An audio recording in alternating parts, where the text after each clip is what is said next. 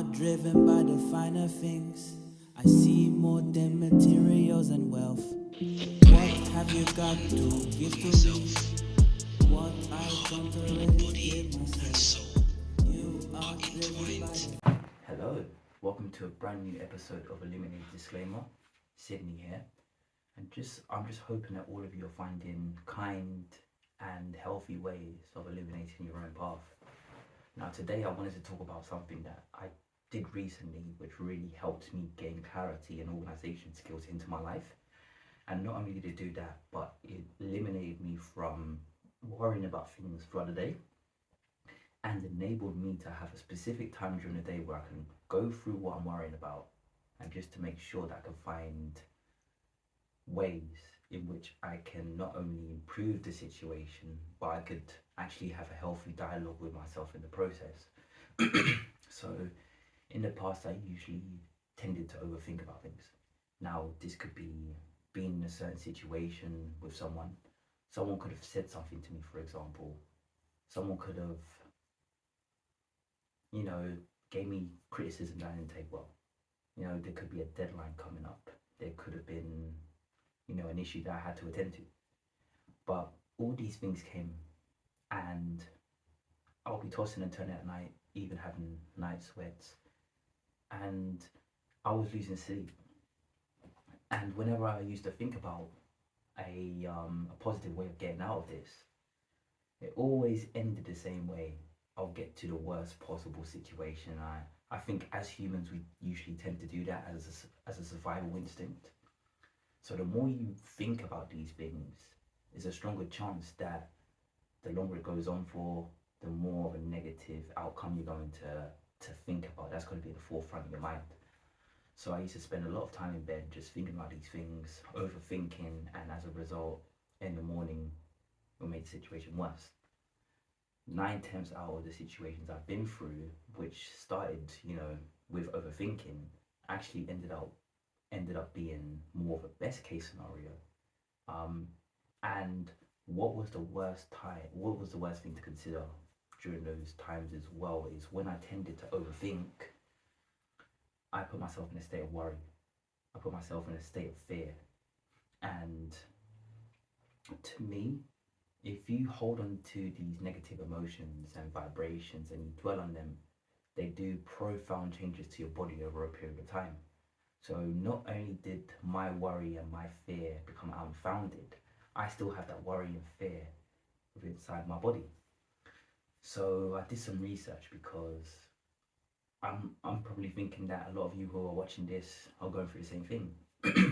So I did some research, started looking around, seeing the best ways that I can, make the situation better for me where I don't overthink as much. And I stumbled across something called an overthinking journal. Now, it's pretty straightforward. If you've watched previous episodes of Illuminated DiiSCLAIMER, I talk about journaling and writing down a lot. And if you haven't watched, a lot of episodes of Illuminated DiiSCLAIMER, please do. And while watching them, please like and subscribe as well and add comments as well. That would be greatly appreciated.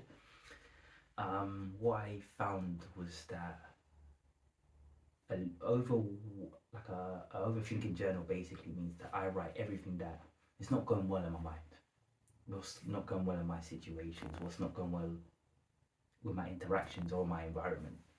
And I basically just write it down.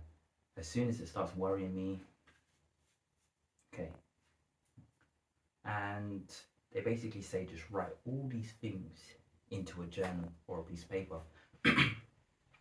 Now, what this instantly does, or what it instantly done for me, is when I wrote all these things on paper, I realized that I had less mindset just focused on the things that I wrote on the paper.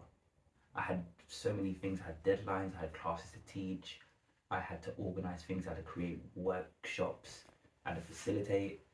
And when I started writing it down, I was like, okay, now that it's written down, that means I can come back to it at a later date. So once I did that, I instantly just felt better about myself. I was like, okay, now that everything's on a piece of paper, I can organize it in a way which wouldn't end with the worst case scenario. Now, the second part to this is I was told to allocate an hour of my day every day just to look at this overworking journal, overthinking journal, pick out however much I want, and just write that on a piece of paper. Make a spider diagrams, and with a red pen, just write down all the negative things that you're thinking in regards to this. Also, in a green pen or something, another color, you basically write all the positive things. So eventually, you're left with this spider diagram of the thing that you're going through, and you kind of outweigh the pros and cons. Now, the most important thing is to focus more on the positive things. Think about what you can achieve from a situation, not what you can lose from such situation. A lot of things that we worry about could be things that put us into an uncomfortable state. We leave our comfort zone, so it could be more beneficial in terms of experience. And I do encourage people to try new things in particular, because it's better to have tried something than not to try something at all, especially if it's something that you're really keen on trying. So that's what I did. Got an overthinking journal, and I started just writing things that I was worried about. Then I allocated myself between 7 p.m. and 8 p.m. That's when I'm not working. That's usually when I've done my admin. And after that's when I start doing inner work, meditation, yoga, etc., etc., before I settle down, go to sleep. And what I found was that a lot of things I was worrying about was out of my control. It's funny that, because that's what a lot of us do. We're in a constant state of fear because we are worrying about things that are out of our control. And once you have that acceptance that you can't control it or you can't change it, you could slowly start the journey of eliminating that. Things you can't control will right itself or it's wrong itself. But just make sure that you're aware of it, and also just be accepting of the fact that you can't change it. Okay? We'll be doing more episodes just about acceptance, and more episodes about things that are not under your control. So please subscribe and just keep up to date with what I'm posting. Currently, I'm going to be posting every week, so four times a month until the end of 2023. So yeah, just please jump on the bandwagon, and thank you so much for doing so. I found out that other things I was doing was I guess favorably so, I was thinking about the worst case scenario because I was preparing myself. But a lot of the things, the benefits, what happens if I didn't get that position, for example, or if this person didn't want to talk to me anymore, I thought to myself, well, I should release what doesn't serve me. And if I didn't get this position, then I didn't get that position because it was not right for me. If this person doesn't want to speak to me and we're having an argument, which I don't like having arguments, I like clear communication. But if someone's having an argument with me and that's on my mind, then I have to think to myself, do I really want this person bringing that kind of energy to me and stressing me out? I'm in my 30s, I don't want to be having grey hairs anytime soon. You know what I mean? So that was what I also learned from doing the overthinking journal. And the third thing was, if there was more negatives that I was worrying about instead of positives, it was not in my mind as much. I'll be like, okay, I figured something out. It's still probably not going to end well, but at least I still can see a bigger perspective of it. When you're in the situation, you don't necessarily see all the good and all the bad. But it's only when you take yourself out of the situation and look at it introspectively, you start to realize something profound, and that is that there's different avenues what you can get from a situation, and certain things that you can give to a situation to make it better or worse. And you kind of get a bit of mastery when you start looking at situations when you're out of your own body, and you become to new detailed outcomes as a result. But when it's in your mind, you can only see it from your point of view. But it takes a lot of, I'll say inner work to actually see that. To do inner work, you have to leave and have an outer body experience, and you just learn so much about yourself, you gain experience. So I would recommend everyone who's watching this video just to write overthinking journals. And not only that, allocate an hour where you do most of the worrying.